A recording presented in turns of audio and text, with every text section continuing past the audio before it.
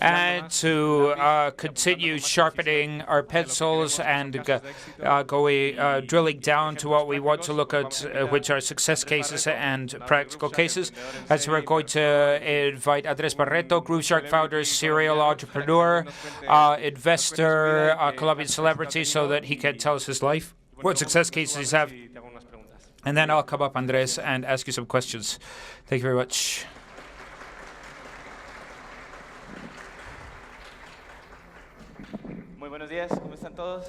Morning, how are all of you? You're asleep? Good morning? Good morning, excellent. So,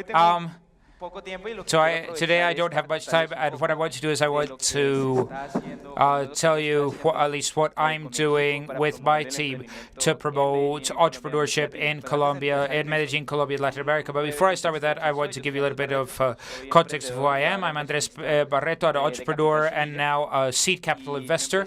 And I started my first company at 18, which is Grooveshark. Have you heard of Grooveshark? Yeah, excellent. Those of you who don't, go. It's very cool. Is free music, and it reaches 35 million people a month. But the interesting part of this company is that I didn't start it in Silicon Valley or in Boston or New York. I started in a very small town called Gainesville without VCs, without a lot of knowledge, without a lot of perspective, something very similar to what I see in Latin America. And it was easy to grow with very few resources. It was because we had access to a lot of very good people in this small town. We had very low cost of living, and we were able to create a product that could compete with with the whole world, with Apple, with Microsoft, with Google. Everybody wants to be in the music business, and I saw it was possible to create. It's because I found that it was possible to create a product like Grooveshark in a very small place. I thought it would be possible to create things in Latin America with the same conditions. And in 2008, I create Pulso Social, and this highlights success cases in Latin America. Why? In 2008, when I was talking to investors at that time about the opportunities that there were in Latin America, or asking, they told me that there wasn't anything, that there was no opportunity, that I shouldn't waste my time. So I created this to prove that there were opportunities, or at least that was my hypothesis, and to solve one of the issues that people always bring up as an excuse, the questions they always ask, which is, what is the ecosystem lacking? That's a question they always ask. And at that time, it was culture. There is no entrepreneurial culture. That has changed very quickly since 2008. But I created Pulso Social to solve that problem, to find out who was investing in what, so what the issues were, who was creating what. So I created Pulso Social based on that issue.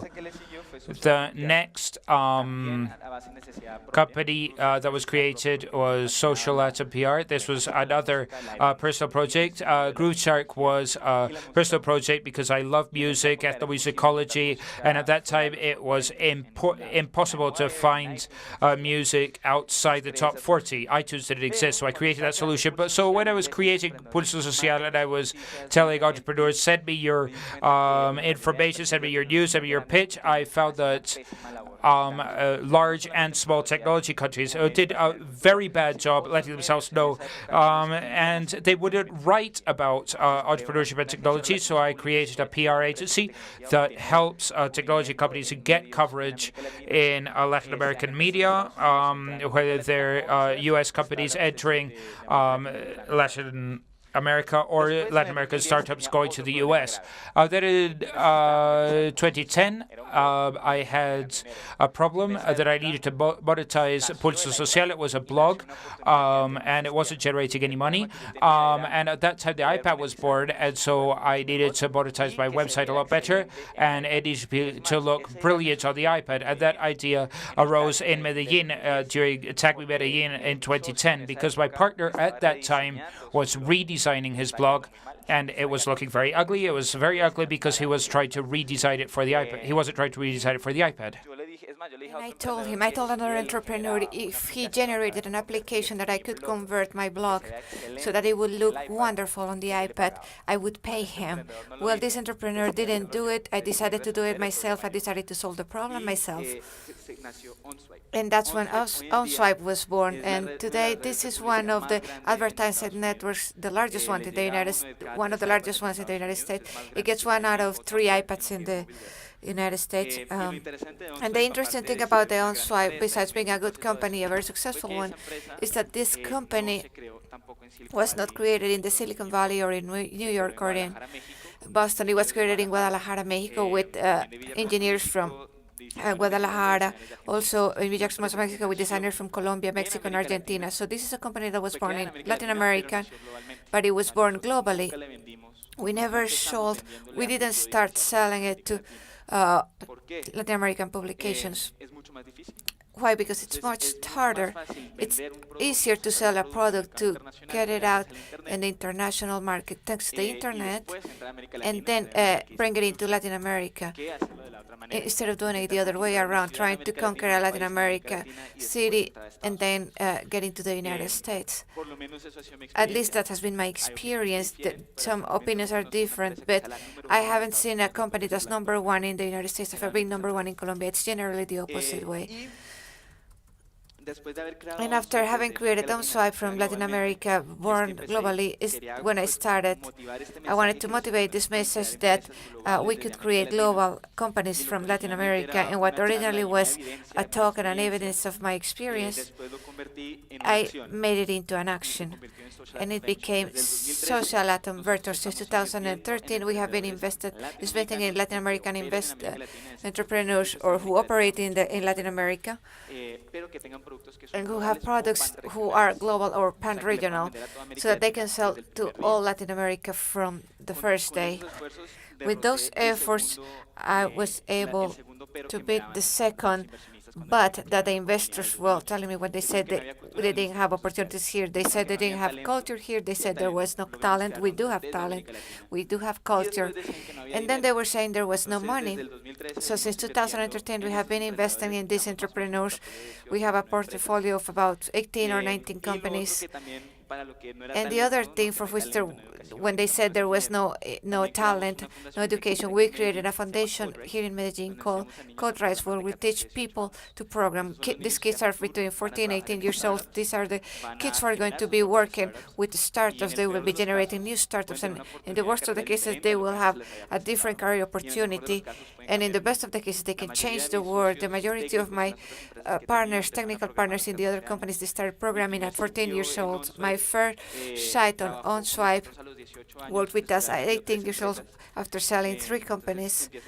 So you start from a very young age, and in a very quick time, they learn very fast. In about 8 weeks, they have the needed experience that they need to change the world. And then I wanted to tell you about Atom House, taking advantage of this event. Atom House is an initiative that started last year. It's an entrepreneurship center, a co-working space based on the needs of the entrepreneurs. When I came to work in Bogota, mainly there was no working space that would be open 24 hours and on the weekends. But the entrepreneurs work 24 hours a day on weekends at 2, 3, 4 in the morning. So I created a space that accommodates to that 24 hours, 7 days a week. We released last year in Bogota in March, and today we're going to launch it in Medellin. So maybe you want to look for Atom House later in the day here in Medellin. So with that, we're going to ask some questions, and then we're going to take questions from the audience. Thank you, Andrés. As always, I'm going to be following the Twitter in case someone has a specific question. I have several that I have gotten. I'm also going to tell you a story. Last year we finished the conference, and several of the presenters, we took them out to the Lleras Park, and we took a very funny picture at El Social, this bar at Lleras Park, and it's a historic picture. Investors from Google, a lot of entrepreneurs, and I keep it with myself, and I really like it. So probably tonight we're going to get together at the same place, and maybe we'll share a beer. Okay. Of course, we're going to launch at 8 p.m., so all of you are more than welcome to join us at the Avenida Colama with Calle 8. Okay, so we're going to take over the Lleras Park. I have many questions here, but when I lived in San Francisco, they would tell me, we don't like people who say, well, I have an idea, but I cannot tell you about it. I want you to sign an NDA. Because the best people always tell their ideas to others, because they are so good at execution, they are just looking for help. So if you want to copy them when you're doing it, they are 3 kilometers away from you. So I want you to give us some ideas as things that you think are interesting to start a company, things that you have thought about. The opportunities are huge, and the majority of times, to me, the most important thing is not the idea itself. There are two main things. One is the team who is able to adapt to the different situations, just like the PayPal team. And the other thing is the problem that they are solving. Many times entrepreneurs create solutions for problems that do not exist, or they struggle to look for a problem. So many times I have problems, and I look to solve them. The last problem I wanted to solve was having my blog look good in the iPad, and it ended up being a company. So every time I have a problem, I have to fight with myself so that I don't create a solution, because I don't want to create a new company. I just want to support our entrepreneurs. So when talking about investors, I look for those entrepreneurs who are solving their own problem. Because for me, I don't know if the idea is a good idea or not, but if it's a good idea or a good team, they will figure out what the model it is that they need to follow. Okay, following the path of creation of the company. First, we see a problem, so we see we could solve it this way, and then we have a prototyping phase. I've seen many of your companies support on each other. I would like to know how that phase of creating a minimal feasible prototype, the minimal expression of your company. Yes, I have been learning that with blood. In 2006, when we started working in Grooveshark, we made the mistake of trying to create the perfect product that would do everything for everybody. It took us about 7 months to launch. The first version was not used by anybody. It was only when they created a simplified version that people started using it. So I learned from that experience, and I found that the only variable I don't have control of is time.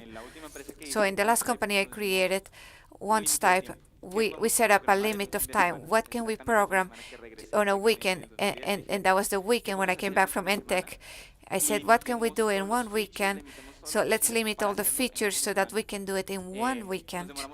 It took us 3 weeks, and it cost me about 700, my investment to launch this company that became OnSweep. So the adoption and prototyping part, it doesn't have to be a long process. It doesn't have to be a marketing research. A lot of times I don't even do a canvas. I just identify the problem. I set up a deadline, 5 days, 3 days, whatever, and I come up with a solution that I can build in 4 days that will solve that problem in a simplified version. And that's how you avoid a lot of questions. You don't waste time, money. So the minimal feasible prototype, and now maybe we need more than one person. The minimal time team for that weekend. Where do you find that people? What do you offer to them? Before I try to create a prototype, or before I find a problem, I find the person first. One person is enough. And together we identify the problem. And of course, for every project or development or team, always the need is we need more people, or we need more developers. That's a variable that you can control. If you take into account the time limitations and saying within the next 3 days with 2 people, what can we do? If it requires 3 people, we will not do it. If it requires 2 people and we can do it, we will launch it. So those people who participate from the beginning, do you offer them a participation or a share? Yes, the idea is to associate with people you admire and who are better, or in my case, even more intelligent than you are.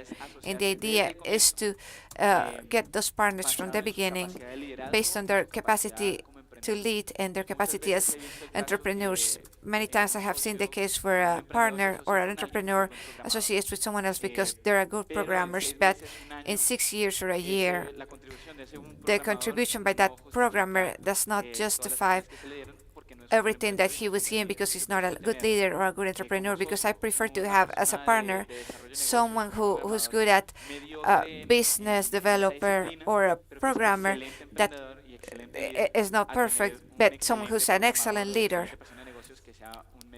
or a good business person. Many times they say attitude before skills. Yes, so something that's a little harder. Many people create product or companies, what they call hacking growths. How do you get the users? There's a debate about growth hacking. Is that a good term or not? They used to talk about social media. There's all the terminology, but to me it's very simple. If you're really solving a problem that you have in your first market, you can grow it. And in growth hacking, I see all your actions you need to have so that people who are looking at solutions for that problem will find what you're doing. And before growth hacking, it was called biomarketing. It used to be called social media. To me, it's growing your company. All your company has in technology, what I'm familiar with, as a competitive advantage is the growth and the speed of execution. So anyone can clone you. For all the companies I've had, someone has cloned me, but they are always 9 months behind. So you have to execute fast. Okay, the last stage, success.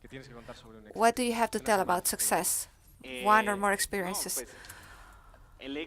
Success depends. There's a philosophy that I have, which is right now, and I have seen it before, they are offering me a good amount of money, but I have 10% of the market. So what's the risk? And it's not a rational risk, and that's the entrepreneurship part there. For you to try, you have an offer. They will pay you, for example, $100 million, but you own 10% of the market right there. I prefer to get to that 90% of the market and see what I do, whether exit or EBO, or do I remain independent. And I see if I am adding value in what share of the market I have, instead of saying, do I sell now or later? Sometimes you get to the 100%, but you don't have an offer. But I like having the satisfaction that I have 100% or a big amount of the market, instead of and having missed the exit, instead of having that question of what would I have done if I had remained like that. So I think this is the fastest I have seen in startups. And so thank you very much. And Andrés is right here for lunch. So I hope you can bombard him with questions. Thank you very much.